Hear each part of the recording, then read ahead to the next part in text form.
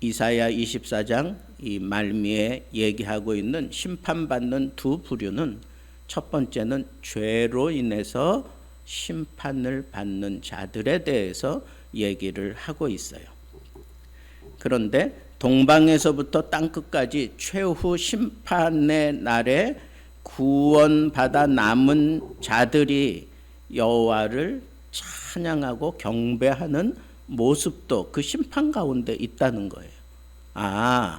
심판 받는 무리들도 있고 그 심판, 최후의 심판을 통해서 오히려 여호와를 찬양하는 구원받은 남은 자들이 있구나라고 하는 것이 이렇게 극명하게 대조되어 나타나고 있는 게 바로 인간 모든 역사를 심판하는 최후의 과정에서 일어나는 일이다라고 하는 것을 오늘 본문에서 우리가 붙잡아야 하는 말씀이다 하는 거예요.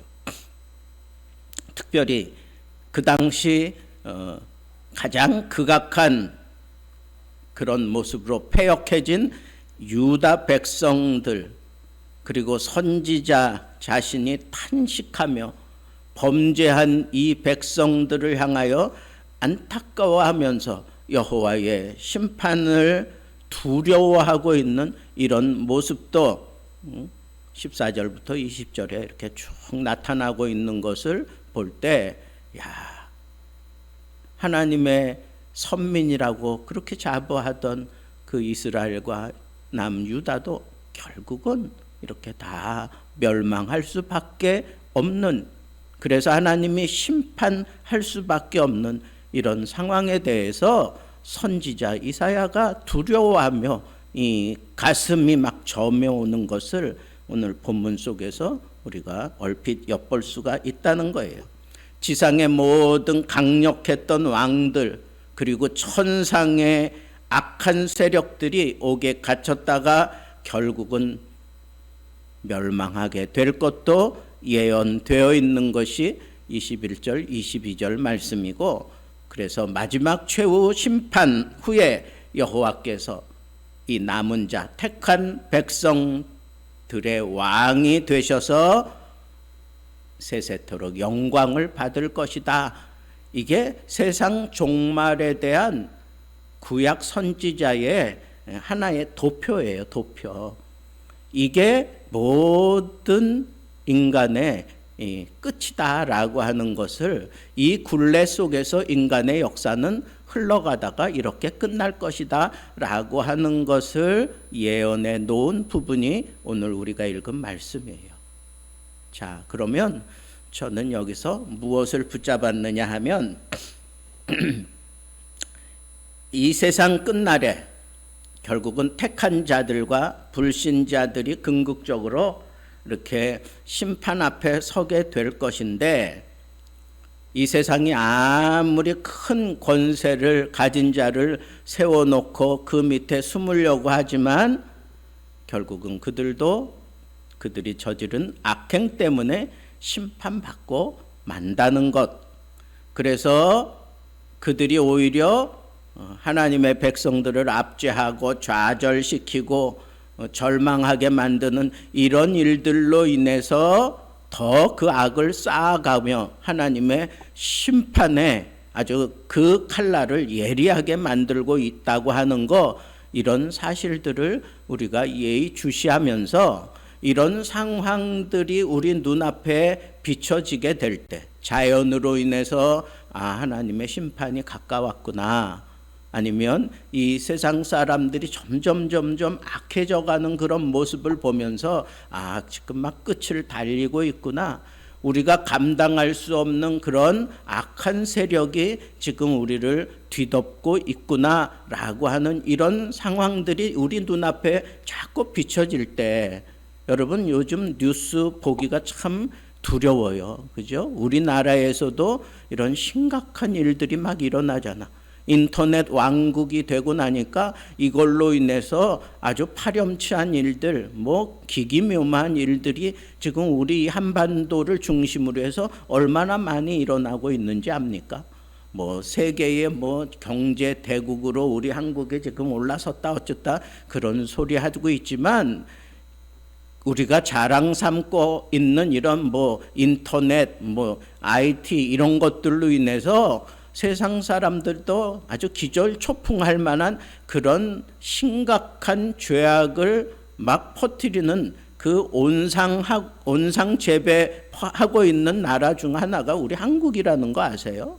외국에서 우리 한국을 바라보는 시선이 그렇게 뭐 굉장한 나라다 뭐 그거는 우리가 너무 약속 국가로 있다가 이제는 한국이라는 나라를 조금씩 알아주니까 뭐 굉장하게 떠벌리지, 정작 외국에 나가서 한국 사람들에 대한 인식을 우리가 느껴보면 막 그냥 어떤 때는 막 가슴이 막 그냥 조여와요.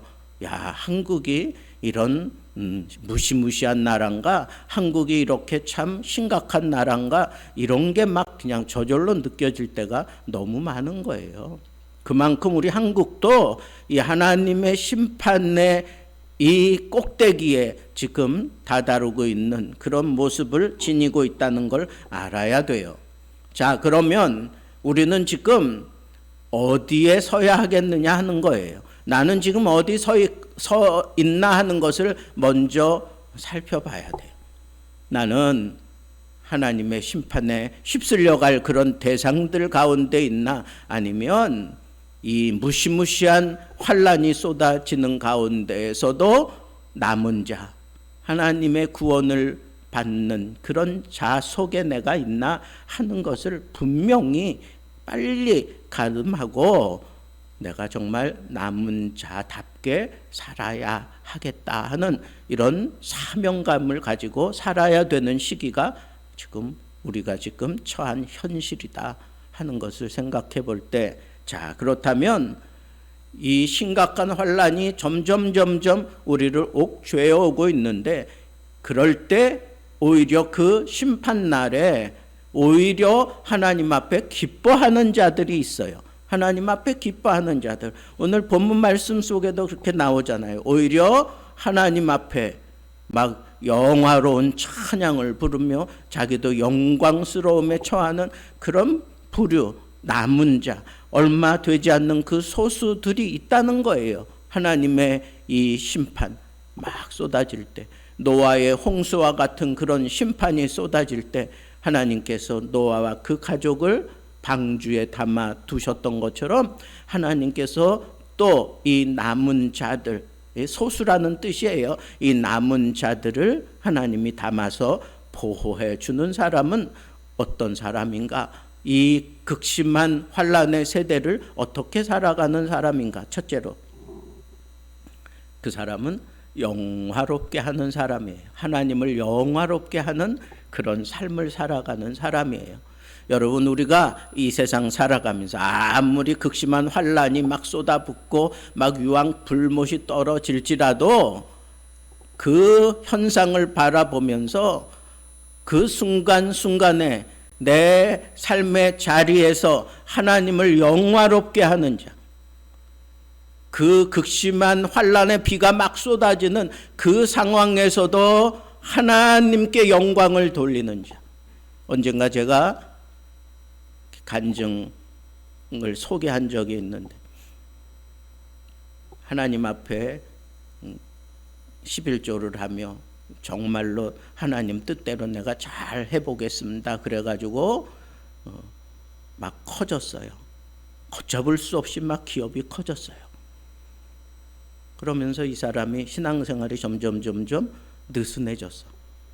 그러던 어느 날 막 집문을 두들기는 거예요. 큰일 났다고, 사장님 큰일 났다고. 무슨 일이냐고. 지금 창고가 그냥 다 불탔다고. 그 당시에는 무슨 보험이고 뭐고 이런 거 우리나라에 제대로 소개도 안 되고 그럴 때예요. 막 잠옷바람으로 뛰쳐나갔어요. 공장 앞에 서서 보니까 뭐 활활 타고 있는데 그 안에 있는 이 모든 것들이 뭐 건질 게 아무것도 없는 거예요. 없는 상황이라고 하는 걸 얼마나 절망이겠어요. 자기 정말 젊음을 막 쏟아 부어가면서 그렇게 근데 이 사람이 그때 딱 깨달음을 얻고 그 불타는 현장 앞에 그냥 그대로 거기 고꾸라졌어요. 그리고는 하나님 앞에 제일 먼저 터뜨린 말씀, 하나님이 옳습니다. 다 태우십시오. 다 태우십시오. 이제부터 나는 하나님의 뜻대로 살겠습니다. 내가 하나님의 영광을 가렸더니 이렇게 다 불태워 가십니다. 주님 옳습니다. 하나님이 옳습니다. 이제부터 내가 다시 제대로 하나님 믿음 생활 내가 지켜가겠습니다. 그러면서 다시 시작해서 그 위기와 환난을 넘어서면서 오늘날 한국의 최대의 기업 가운데 하나, 한국 도자기 공장을 다시 세우고 그 기업을 일구어낸 장로님 그 간증이 있어요. 절망의 순간에도 하나님께 영광을 돌릴 줄 아는 사람, 그 사람이 바로 진정한 구원받은 자의 삶의 모습을 갖추고 사는 거예요. 우리가 잘 될 때에만 하나님 영광 받으세요, 하나님 찬양합니다, 이게 아니라 내 모든 것 다 앗아가는 그 순간에 하나님이 옳습니다. 하나님 영광을 받으시옵소서. 나 같은 사람의 이 꼼수에 흔들리지 않고 하나님이 하나님의 뜻을 이루어 가시는 이 모습을 보며 나는 하나님을 찬양합니다. 그러면서 찬양하고 경배하는 이런 사람들이 우리 가운데 얼마나 많은지 몰라요. 여러분, 이 절망의 세대, 이 심판의 세대, 우리 눈앞에서 펼쳐지는 이런 상황들을 보면서 우리가 해야 될 것은, 내가 하나님 앞에 구원받은 자라면 내 인생의 목적을 분명히 다듬으세요. 내 인생의 첫 번째 목적이 뭐예요? 하나님을 영화롭게 하는 거란 말이에요. 하나님을 영화롭게 하는 거. 내가 지금 그런 모습으로 살아가야지. 내가 삶이 조금 힘들어졌다고, 내가 직장에서 이런저런 이런 억울한 일을 조금 당하는 것 같고 괴로운 것 같고 그런 거 가지고 투정 부릴 게 아니야. 오히려 그것도 하나님께 맡기고, 하나님 이 모든 상황을 하나님께서 풀어주실 것을 나는 믿기에 오늘도 하나님께 영광을 돌립니다. 그게 내 진정한 삶의 목적이에요. 인생의 제일 되는 목적이 그거야. 우리는 그런 믿음을 가지고 살아야 되겠다는 것. 두 번째는 하나님을 영화롭게 하고, 두 번째는 이 공의로운 심판을 내가 넉넉히 이겨내는 그런 사람이어야 해요. 하나님의 이 공의로운 심판을 우리는 넉넉히 이겨내야 돼요. 오늘 말씀에도 보면 환난을 통과한 자들이 부르는 노래가 이래요. 의로우신 자에게 영광을 돌리세요. 의로우신 자, 흠이 없는 자 누구예요? 하나님이잖아. 하나님이 베푸시는 이 심판에서 맞아 그 환난 가운데서 통과된 자들이 그 의로우심을 찬양하는 거예요. 그 의로우심을 찬양해요. 온갖 시험은 물론 사망의 권세까지 이기고 승리하신 예수 그리스도만이 유일한 그리고 완전하신 의인이기에 그 예수 그리스도를 본받아 가면서 그 길을 뒤따라가면서 우리도 이런 고백을 할 수 있어야 돼요. 예수님처럼 살면 그 사람은 어떤 환난도 다 이겨내는 겁니다.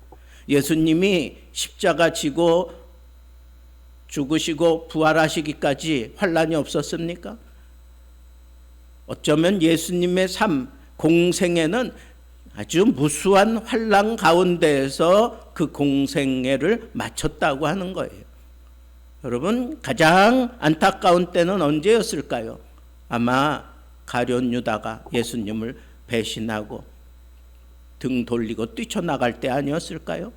아니, 베드로가 예수 그리스도를 부인하고 맹세하고 저주할 때 닭이 울었어요. 그때 예수님이 의도적으로 눈을 돌리고 베드로와 눈을 마주칩니다. 야, 너 어쩌면 그럴 수 있니? 그러려고? 아니에요. 예수님의 마음이 어떤 마음이었을까요? 안타까운 마음 아니었겠어요? 그 눈을 바라보던 베드로가 뛰쳐나가서 심히 통곡하게 되었잖아요. 여러분, 우리가 이 극심한 환난 이 시대를 살아가면서 이 환난을 통과해야 된다고 하는 그 믿음을 가지세요. 욥도 그는 애매한, 그는 하나님이 직접 깨우쳐 줄 때까지 내가 이 고난 왜 당하는지 모른다고 계속 그렇게 고백을 했어요. 그러다가 마침내 창조주 하나님이 하시는 일이다라고 하는 그 한마디에 그냥 넙죽 엎드려진 것처럼, 여러분, 우리는 이 환난을 통해서 하나님께서 우리를 다듬어 가시기도 하고, 이 환난을 통해서 우리를 씻어내기도 하고, 이 환난을 통해서 한 단계 성숙한 믿음을 갖게 하시고, 이 환난을 통해서 하나님의 뜻을 분명하게 우리에게 보여주시는 그런 삶을 우리가 살아간다고 생각하고 이 환난에 지지 마세요. 환난을 극복하세요. 환난을 통과하세요. 그게 내가 이 세상을 살아가는 자세여야 해요. 그리고 이 환난을 통과하고 난 이후에 의로우신, 완전한 의로우심을 찬양하는 그런 환상을 꿈꾸며 우리는 이 환난을 이겨내야 합니다. 그런 자세로 살라는 거예요. 마지막 세 번째는 이 환난의 때, 물론 저들이 다 자기 죄에 대한 그런 심판을 당하면서 그 심판 당하는 게 얼마나 처참한지 몰라요. 막 괴로움을 우리에게 그냥 저절로 안겨줍니다. 그럴 때 우리는 그래, 그렇게 죄를 짓고 살더니 꼴 좋다, 그런 마음 가지면 안 돼요. 어떤 마음을 가져야 할까요? 긍휼한 마음, 그들을 안타까이 여기는 마음. 더 나아가면 저들에게도 내가 복음을 전했어야 되는데 내가 복음을 전하지 못해서 저들이 결국은 저 불구덩이에 빠졌구나 하는 그런 안타까운 마음, 긍휼한 마음. 우리 주님이 십자가 위에서 마저 그 고난과 그 핍박, 그 조롱 속에 막 피와 같은, 피와 땀 뭐 다 쏟아내면서도 하나님 앞에 저들의 죄를 저들에게 돌리지 말아달라고, 저들이 하는 짓을 모른다고 하면서 용서해달라고 그렇게 하나님 앞에 기도했던 것처럼 우리가 그런 긍휼한 마음을 가지고 살아야 돼요. 긍휼한 마음. 여러분, 그런 자들이 남은 자로서의 삶을 살아가는 바른 자세다라고 하는 거예요. 예수님이 마지막 순간까지 그 제자들을 향한 긍휼한 마음을 가졌기에 실망했던 그 제자들을 다시 불러 세우고 그들에게 마지막 부탁을 하셨잖아요. 그러므로 너희는 가서 모든 족속으로 제자를 삼아 아버지, 아들과 성령의 이름으로 세례를 주고 내가 너희에게 분부한 모든 것을 가르쳐 지키게 하라. 이 긍휼한 마음, 제자들을 향한 긍휼한 마음이 있었으니까 무너졌던 그 제자들 다시 불러 모아서 3년 동안 정말 우리 주님이 다 보여주셨는데, 긍휼한 마음이 없었다면 니네들이 나를 그렇게 대해? 다른 사람은 몰라도 너희들은 나를 배신하지 말아야 될 거잖아. 십자가 앞에는 없었지. 뭐 이런 식으로 예수님이 긍휼한 마음 없이 그 제자들을 대했으면 오늘날 이 세계에 복음이 증거됐겠습니까?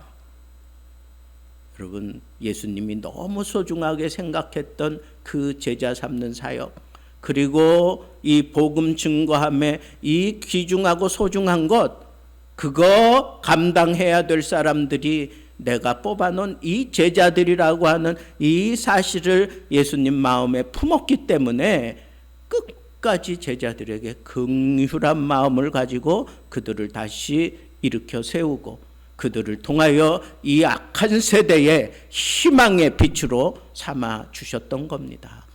여러분, 긍휼한 마음은 용서를 대동해요. 여러분, 지금 마음에 아주 미운 사람 있어요? 응어리진 사람 있어요? 여러분들의 인생에 아주 그냥 트라우마처럼 그렇게 자리 잡고 있는 그런 사건이나 그런 사람이나 그런 것들이 있습니까? 내려놓으세요. 용서하세요. 입으로 시인하세요. 주님, 저들을 용서하여 주옵소서. 이 기도를 드릴 수 있을 때 하나님께서 그 사람을 붙잡고 사용하시는 거예요. 이 마지막 시대에 누가 하나님의 손에 붙들려 쓰임 받는가? 긍휼한 마음을 가진 자예요. 왜 사람이 자꾸 미워질까요? 왜 사람이 하는 짓마다 그냥 그렇게 그냥 마음에 들지 않고 막 내 이 무슨 삶의 체계가 다 무너지게 만드는 것 같고 막 그럴까요? 내 마음이 긍휼하지 않아서 그래. 내 마음이 긍휼하지 않아서 그런 거예요. 남에게서 문제 찾지 마세요. 나에게서 먼저 찾으세요. 이 말세지말에 심각한 일들이 우리 앞에 얼마나 많이 열릴지 몰라요. 이건 감히 상상치도 못하는 일들이 내 눈앞에 펼쳐질 건데 그때 내가 이 믿음 붙잡고 끝까지 이길 수 있으려면 내 마음 관리 잘해야 돼요. 어떻게? 긍휼한 마음을 가지세요. 용서하세요. 그리고 따뜻하게 대해주세요. 이건 내 문제다. 이건 하나님이 나를 달아보시는 거야 생각하고 여러분 하나님의 저울대에서 묵직하게 자리를 잡으려면 긍휼한 마음이 필요해요. 긍휼한 마음. 용서하세요. 그리고 여러분들이 그 긍휼한 마음, 그건 돌려 말하면 사랑을 막 쏟아붓는 마음. 사랑하세요. 적극적으로 사랑하며 사세요. 그럴 때 우리가 이 심각한 세대에서 우리가 승리하는 삶을 살 수 있다고 하는 이 분명한 사실, 이 말세지말 하나님의 심판이 코앞에 다가온 이때 하나님을 영화롭게 할 수 있는 사람 되기를 바랍니다. 그리고 오늘 우리에게 주신 말씀처럼 하나님의 그 심판에 여러분 합격 통보를 받으려면 내가 이 환난을 통과해야 된다고 하는 이 사실을 붙잡으세요. 그리고 긍휼하지 않으면 내가 이 긍휼한 마음 내가 놓쳐버리면 나도 실패할 수밖에 없다고 하는 이런 사실을 깨닫고 긍휼한 마음을 내가 늘 확인하기 위해서라도 늘 누구에게든지 사랑을 베풀며 살아갈 줄 아는 이 말세지말에 남은 자로서의 이 삶의 자세를 분명히 하고 살아가게 되기를 우리 주님의 이름으로 축복합니다.